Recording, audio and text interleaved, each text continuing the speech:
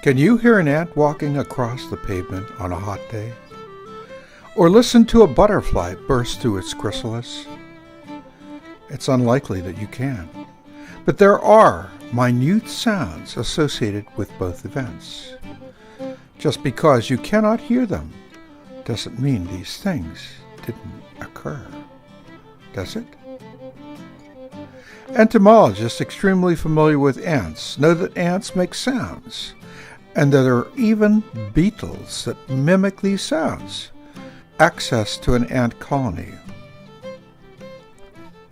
Locations sometimes have imprints of sounds or energy of events that have occurred in these locations.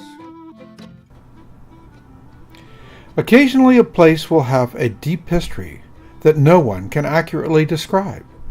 In these locations, sounds may be recorded that you know weren't there when you started the recorder. What could it be? As a believer in life after death, I sense that the spirits that once resided in the living occasionally make themselves known after the physical death of the body, especially if some unresolved issues remain that the deceased failed to complete in his or her earthly journey. Teaching at Chapin School in Princeton for over 40 years, I have made recordings there that I've made in the oldest building that cannot be attributed to noise.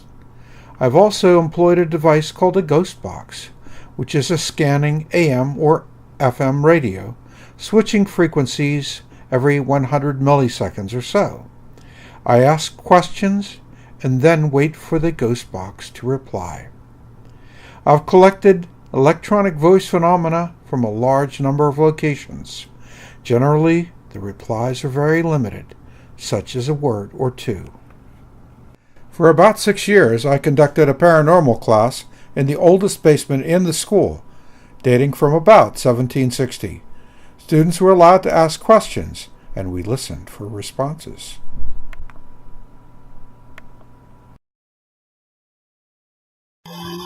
Are you dead? When? Are you dead? When? Are you dead? When?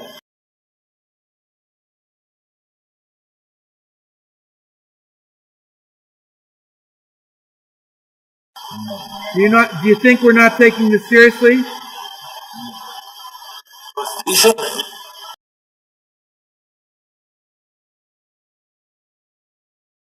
You're a nice being. One thing that I don't always get, but sometimes I do get, if you say, we'd like to say goodbye to you, sometimes it'll say bye-bye or goodbye. Shut up.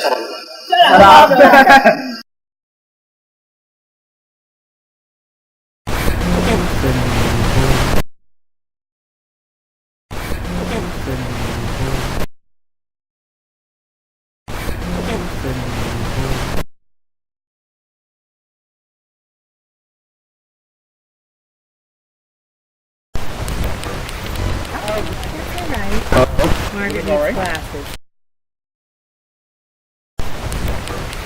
That's all right. Margaret needs glasses. That's all right. Margaret needs glasses.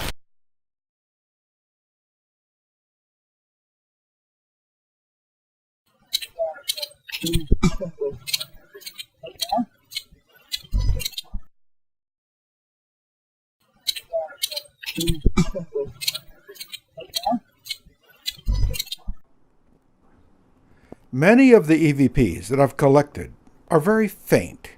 It takes a long time to locate these voices and filter them out of the noise that surrounds them so closely.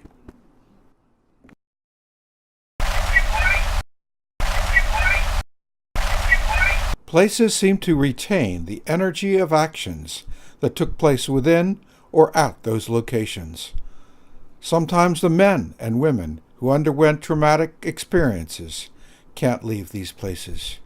So, when you go somewhere, you may not always be alone. The specters of lives once lived are there too. You may have to listen hard to hear them, but they're there nonetheless. Thanks for listening.